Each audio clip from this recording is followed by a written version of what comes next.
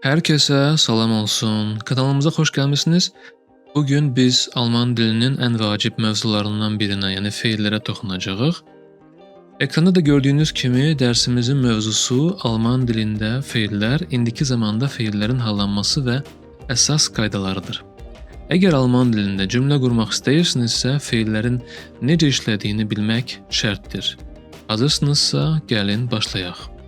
Feilləri hallandırmağa başlamazdan əvvəl bizim təmələ ehtiyacımız olacaq. Bəs bu təməl nədir?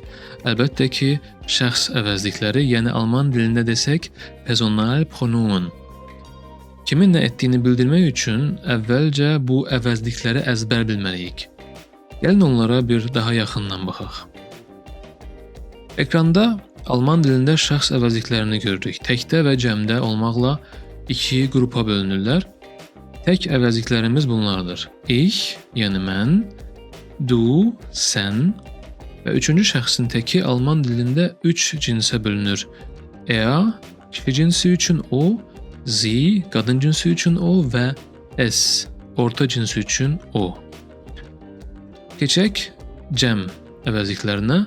Wir, biz deməkdir. Ihr, siz deməkdir, amma dikkat edin, bu siz dostlarınıza, yəni sən deyə müraciət etdiyiniz bir qrupa, bir neçə nəfər toplu halda müraciət edərkən yəni ki, istifadə olunur.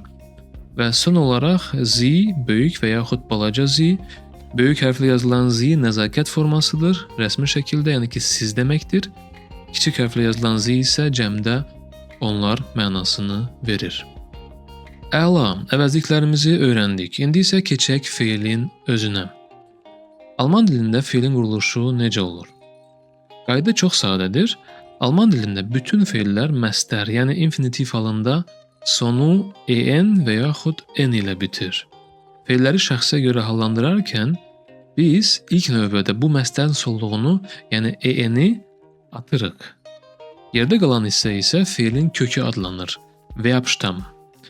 Sonra həmin kökə şəxsə uyğun yeni sonluqlar əlavə edirik. Məsələn, ekranda gördüyünüz kimi öyrənmək feili lernendir.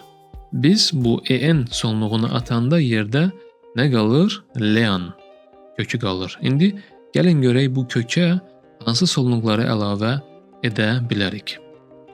İndi həmin o lernen kökünə şəxslərə görə hallandıraq. Cədvələ diqqətlə baxaq. Ich lerne, mən öyrənirəm, sonluq e oldu. Du lernst, sən öyrənirsən, sonluq st olur. Sie es lernt, o öyrənir, sonluq t alır. Wir lernen, biz öyrənirik. Yenidən en məstər sonluğuna qayıtdıq. Ihr lernt, siz öyrənirsiniz, cəm şəkildə, sonluq t.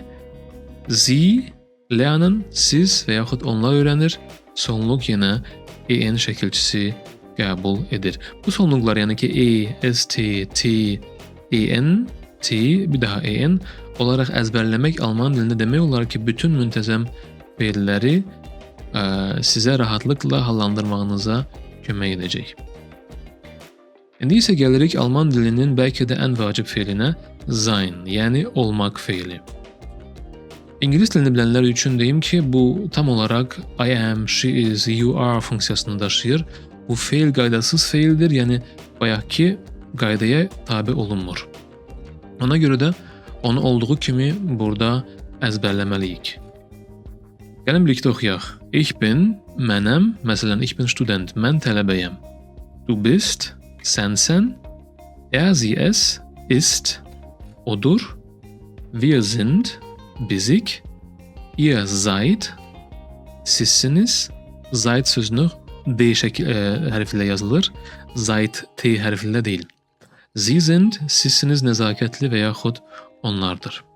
Digər çox vacib bir feilimiz də var. Haben feili. Malik olmaq və yaxud kiminsə nəyinsə var olmaq feilidir. Bu da qismən qaydasızdır. Gəlin onun hallanmasına baxaq.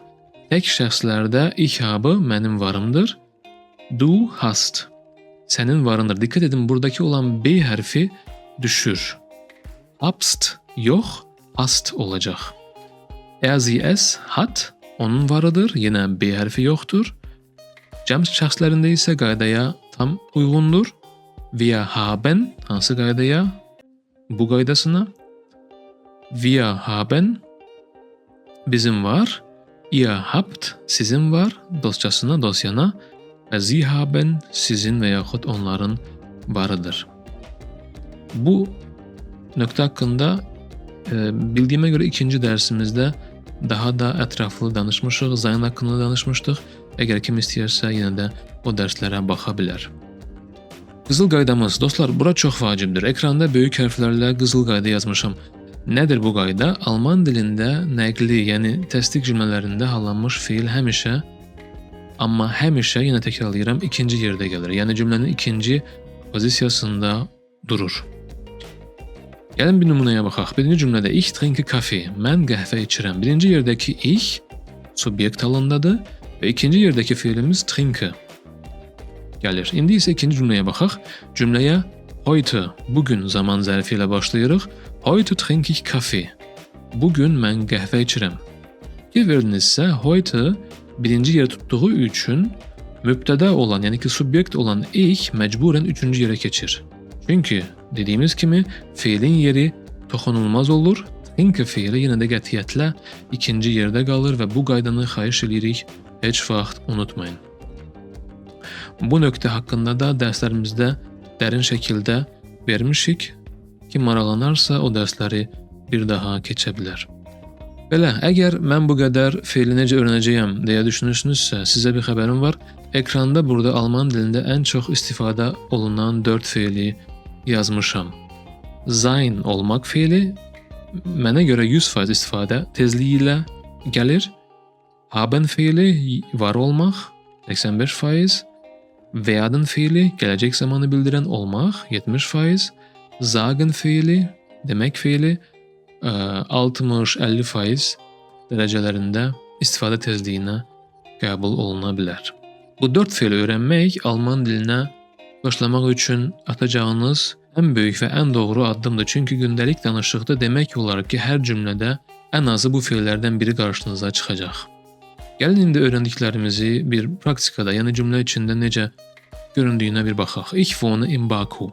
Mən Bakıda yaşayıram. Buradakı kök, fiilin kökü wohn mənə görə e şəkilçisi alır və olur ich wohne. İkinci yerdə durduğuna görə verbimiz, yəni ki fiilimiz də bu o qaydanı da burada görürük. Wir spielen Fußball. Biz futbol oynayırıq. Wir olduğu üçün fiilimiz yenə də məstər halındakı kimi spielen olur.